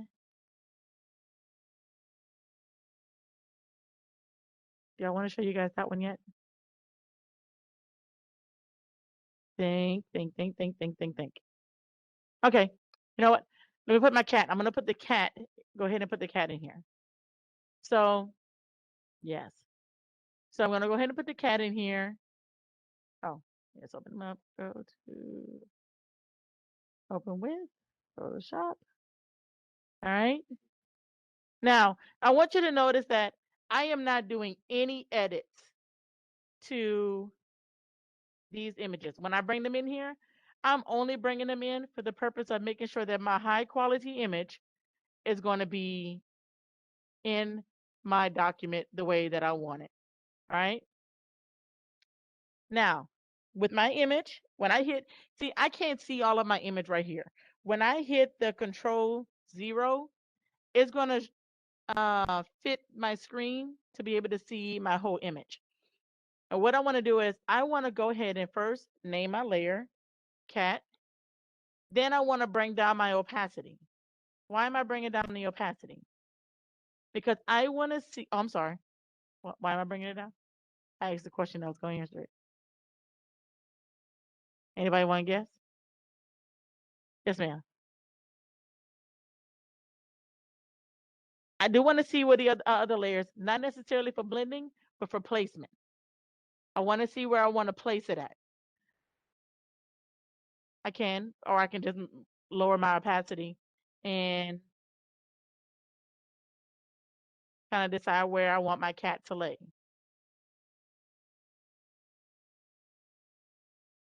I'm not worrying about that wheel because I'm going to do what? If I only want my cat.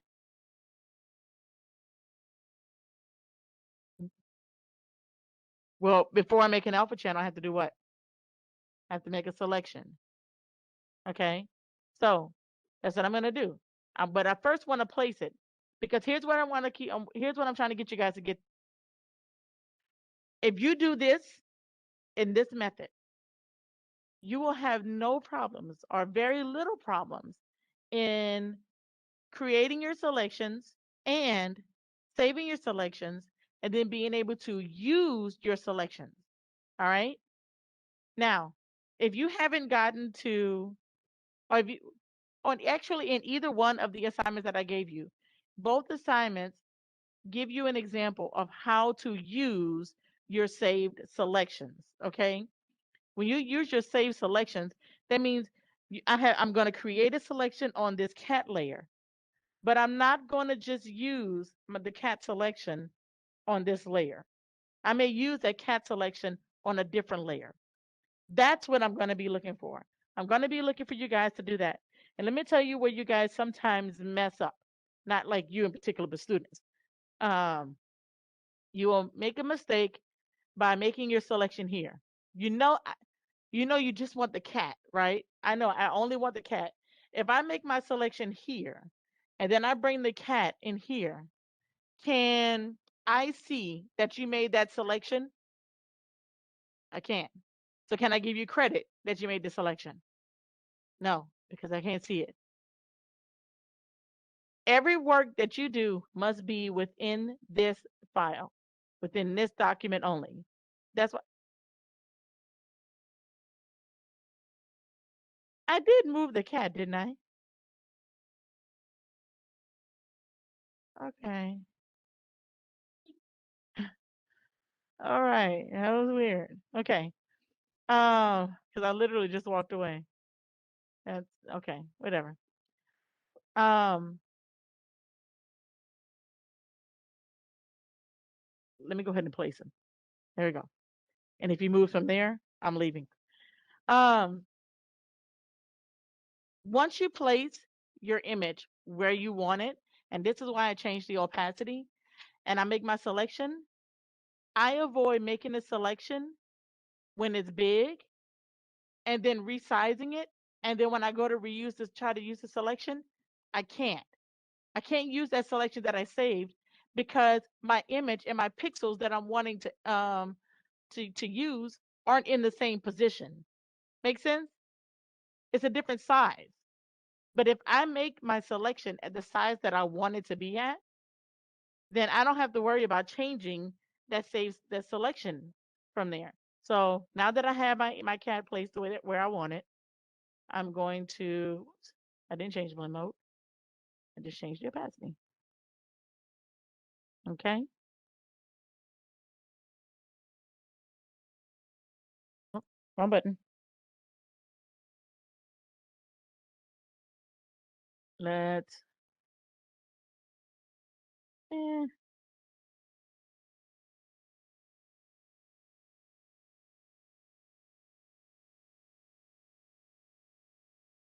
make this quick little rough selection real quick. Oh, you know what? The quick select too might work. Okay.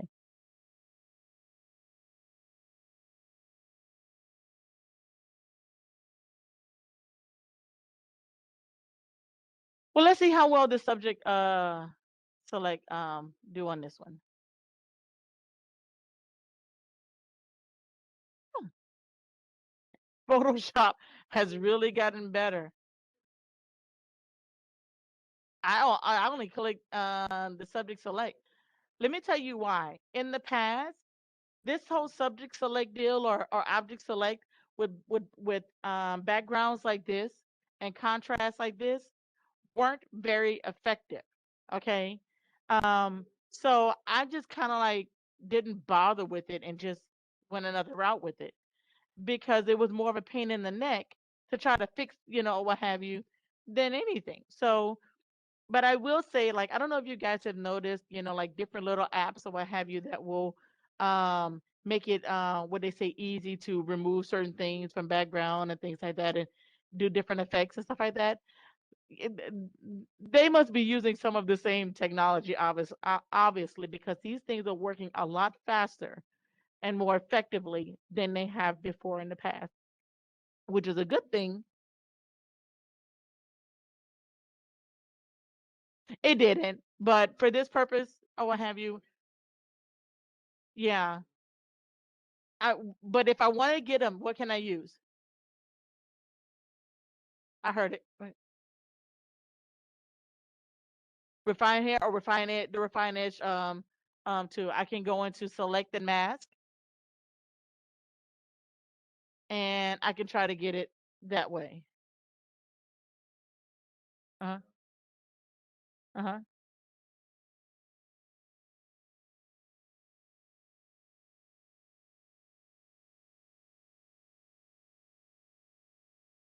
In this area here.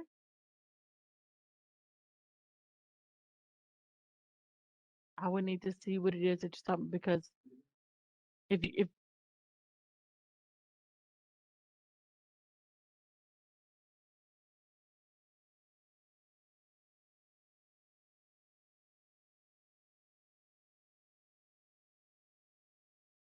what, and which tool did you have? Yeah. Maybe do a screen record, and you know, she can show me.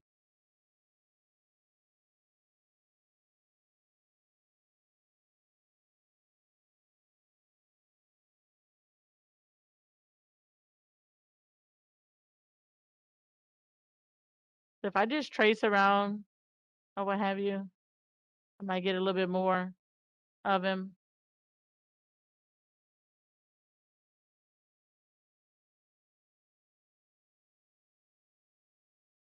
The frustrating part for me would be trying to get these whiskers with, hmm because of the color. The best thing to do, I would have to change, I like some of the contrast, you know, in here. So making the selection for this one right here would be a little bit different than what I'm doing here. This is would be the example that I would say that I would do something a little bit more advanced. But for this purpose here, like, it's really not that big a deal, you know, for me. I just want to demonstrate some other things for you guys right now. So for this is fine for me. Okay. I'm going to take my cat, and I'm going to, because I have my selection, I'm going to come, select, save selection. Okay. It's a new one. I'm going to name it cat, and I'm going to hit OK. And then I'm going to come and I'm going to mask it out. All right. So now I have, so far, 1, 2, 3, 4, and my save selection, 5 things done. You see how just in just 2 images, I've done 5 things. Okay. So when you see how many things it is that I want you guys to be able to execute, you won't get overwhelmed, because it's really going to be really simple to execute, you know, the different things when you're editing your photos. Okay. Um, so now I have a mask on my cat. I have a save selection, and let's see, go back to layers. And now here's where my useful alpha channel is going to come into play. All right. I want to weave my cat through the skyline, but I don't want to get rid of any of the sky or the skyline. Okay. I want to keep my image as it is. So what I'm going to do is I'm going to go ahead. I'm going to hide my cat. All right. I'm going to use a tool that we've already used, which I typically would not use this tool to do that, but it's all good. So what I'm going to do is I'm going to make a selection of my skyline that I'm wanting to remove, and I'm going to save the selection. I'm not going to mask on my skyline. I'm not going to delete anything. I'm only doing this for the purpose of saving the selection. Okay. So I'm going to do the parts that I feel like.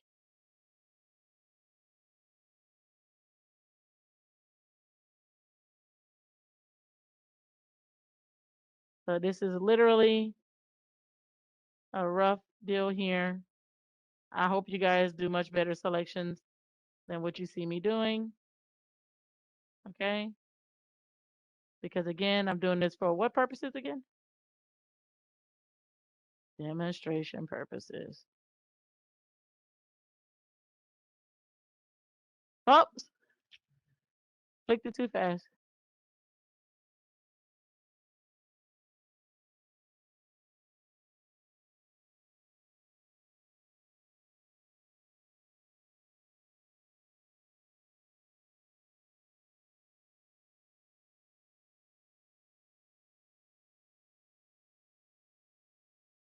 Mm-mm.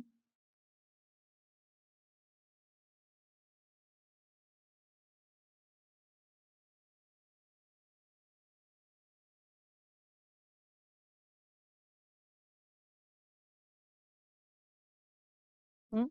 I want the building, the front of the skyscraper to be in front of the cat.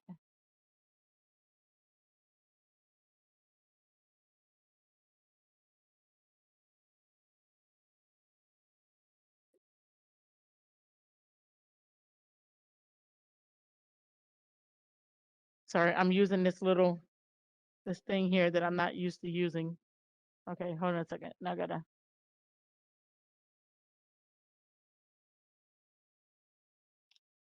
Okay, so this totally confused me. I'm not sure exactly what it.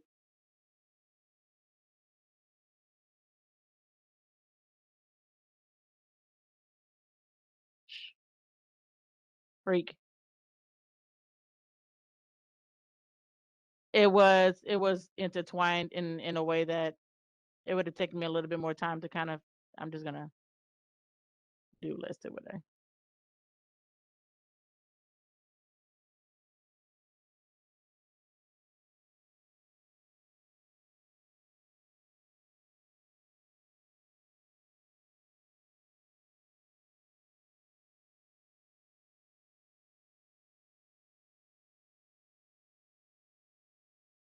All right. So now I have my skyline selected. I'm gonna come to select. I'm gonna save it. All right. And I'm gonna name it Skyline. Actually, I named this in the city. But I'll do another one.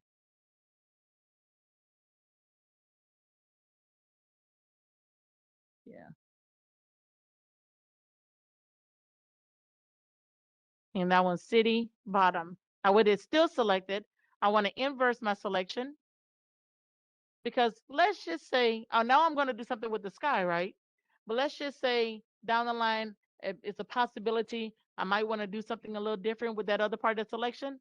I'm going to go ahead and inverse it and save it. Just in case. If I don't use it, I don't use it. I can always delete it when I'm absolutely done. Save selection.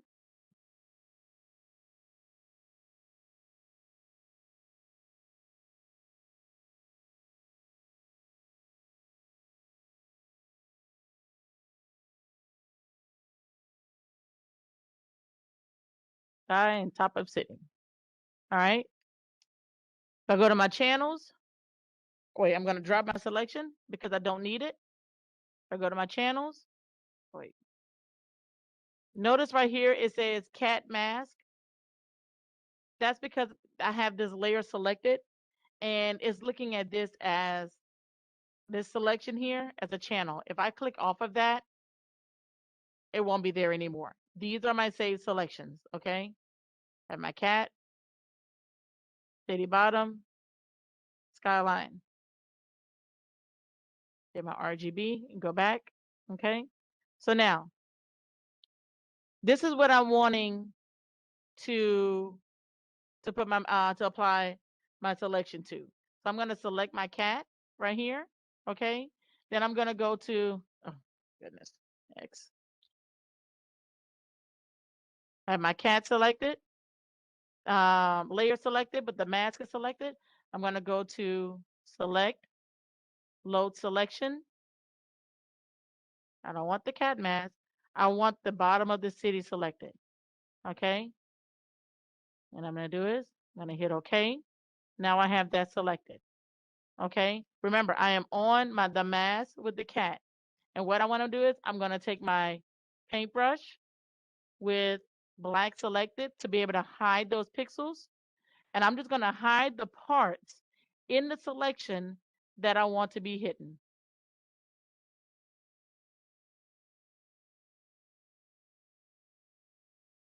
Only the parts that I want hidden.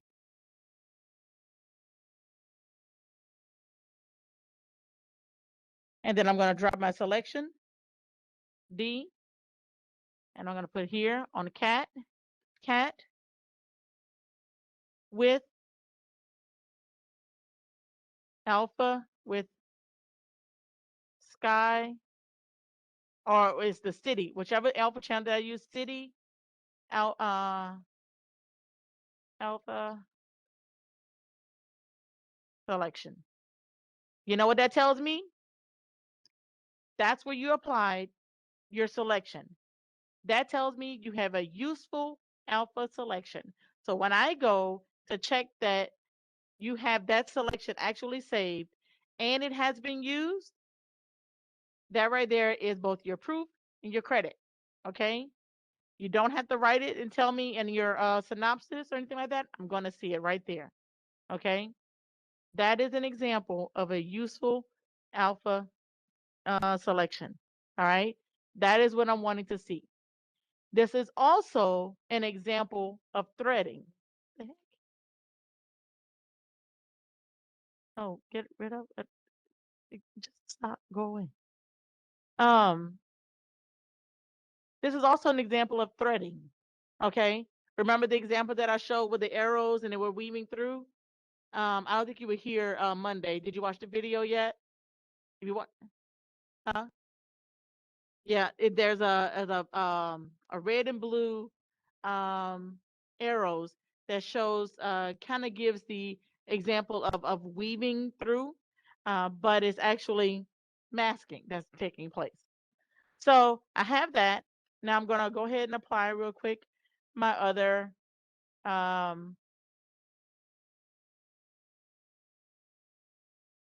images. You guys will have. I'm not gonna tell you. I'm not gonna give everything away. I'm not giving everything away. This is it. You're gonna know on Monday. You know what I know on Monday. I know on Monday. All right. So again, I'm gonna bring down my opacity so I can kind of see. Whoops. I like that. I like that. All right. I'm gonna bring that.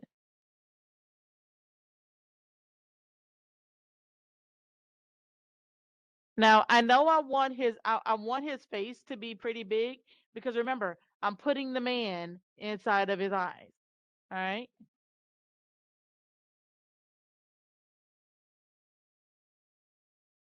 All right. And I kind of want to position him right about here. Okay. This is not necessarily the blend mode that I want on there because I want the I don't want it to be so stark. So I'm gonna change that in just a moment. Child. That's not spelled correctly. It looks like a K if I can see it. But I'm gonna bring my opacity all the way back up for now. I'm gonna apply a mask to it. Let's see. I like that one. Let me see. I saw something else too that kind of. Oh, I like that one. I do. Wait. Oh, it's not gonna be on the cat. There we go. It's not gonna be on the cat because just because I applied that and it's going above the cat, it doesn't stay there. I can move it if I want to, but I have a mask on it. But I do want it on top of my sky. But what I'm gonna do is I have a mask on here and I have two options. I can apply a gradient to my mask. And remember, wherever I click first is where the foreground color is gonna go. All right. So if I apply it there, the bottom of my image is gonna be seen. I mean, it's gonna be taken away. And I want. Oh goodness! I put it on the on the wrong deal, but not the top part. So you see that kind of going away a little bit. All right. So I don't need it is. I'm gonna tell you, if it ain't broke, you don't fix it. But now here's the other thing. I have the option to use my save selection on here yet again. On this mask, I can go to channels. I know that I want the city bottom. Hit this little icon down here that look like dancing ants. That's gonna load my selection. Go back to RGB, hit layers, and with that selected, I want to make sure that the skyline is gone. So I'm gonna hit my brush. Not the skyline, but I don't want him in the skyline. Oh, on that skyscraper. So there we go. Here. As a matter of fact, he doesn't need to be in any of this. A woman? Where?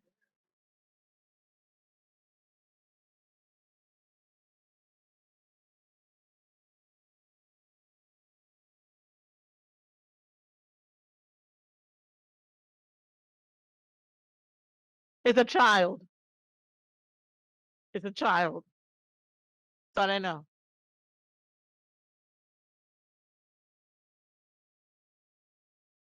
I don't know. That's not the focus. This is the focus. Okay? So I've applied it twice. Here's the other thing that I've also applied. I've applied a blend mode. I've also changed my opacity. These are other things that I'm looking for as well. Do you see how easy it is to be able to execute certain skills? So when I say I want X amount of skills, you're like, oh my God, we haven't learned all those skills. And yes, I have heard that before in the past. And I'm like, are you serious? You serious? So yes, you have learned the skills, and here they are. Here are some of them. So there is my color burn. There is my opacity. And now I'm going to apply. Let's see how much time I have. Oh, just a few minutes left. Let's go ahead and put this fire in here. Actually, nope. Let's put the man, because I think you guys will like that.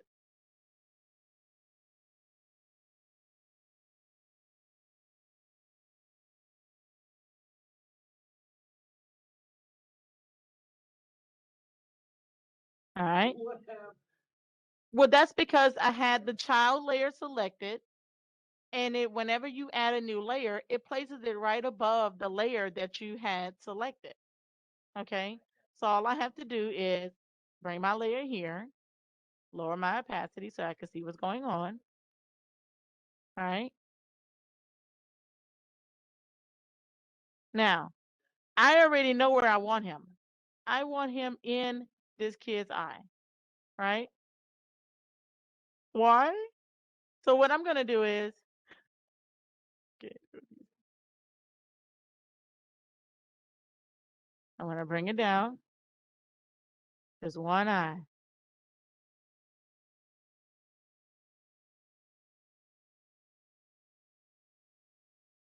Now, I've had some of you guys, some students put things in images that are so small. I'm telling you, like, no joke.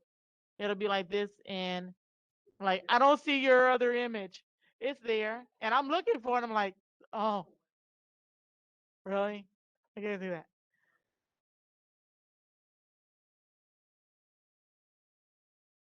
So I'm gonna place it there. All right. Name it man. All right. Okay. Now, with him on there, I'm gonna come to this kid. And what I need to do first is I need to select his eye. So I can come with the elliptical tool.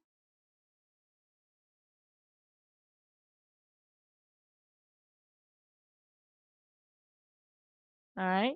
I have his eye selected, and I can use my lasso tool with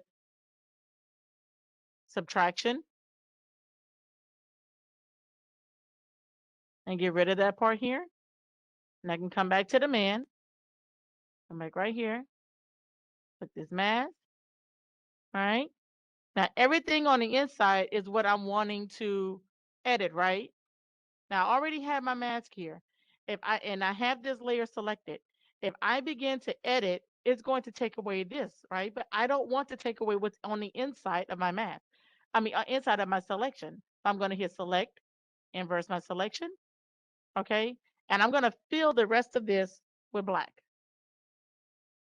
to get rid of it. I'm going to lower that. All right, I'm going to bring my opacity back up, and I'm going to apply some sort of blend mode.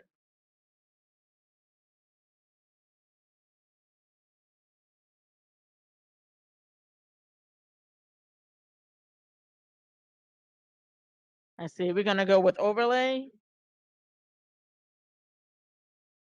And I'm going to bring down the opacity a little bit. Oh, yeah, there we go.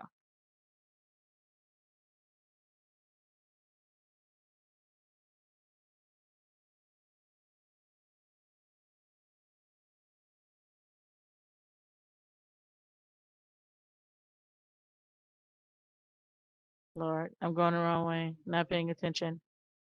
Okay.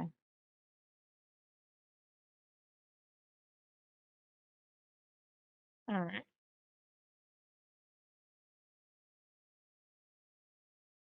So I told you guys, don't try to figure this out. I literally put, all right. So now I'm going to bring in, all right, y'all, stop trying to figure it out. It's not, it's not.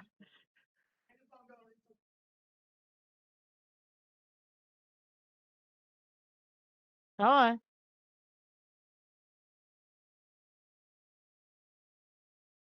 The whole city is going to be burning whenever it comes up.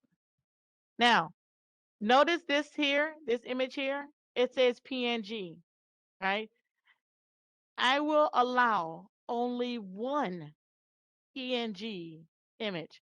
If you choose all transparent backgrounds, you're not going to get any credit for selections, and selections are a big part of what it is that you're doing.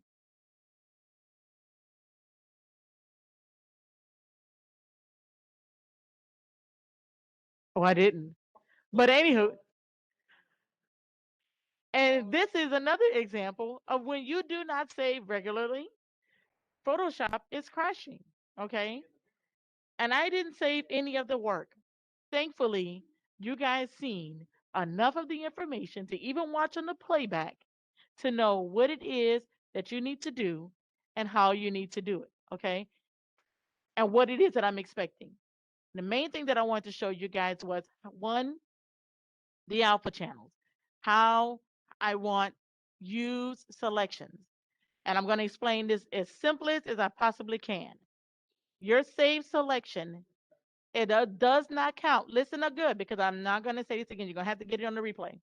Your saved selection does not count by just saving a selection and using it on the layer that you took the selection from. In other words, I made the selection on the sky. Had I used that selection on the sky for any masking, that selection, if it was saved, it would not count because it's not used on that layer. The selection that counts, I mean, the alpha channel that counts are the ones that are used of the sky that were on the child and the cat. I used that one save selection twice. Okay? That is an example of a useful alpha channel. So when I say that I want to see X amount of useful alpha channels, that's what I'm looking for, okay? So you guys have seen that, and how easy it is to execute different things that you have learned, okay? If you do a selection on everything, great. It only counts as one. If you do cloning on everything, great. I'm only counting that as one. Each skill is only counted as one, even though you may do it multiple times. Okay? Make sense? All right. Cool beans. So hold up. I'm gonna get to you guys questions real quick. Let me get off of this here because I think everybody has pretty much left on here. I'm gonna stop sharing. And meeting.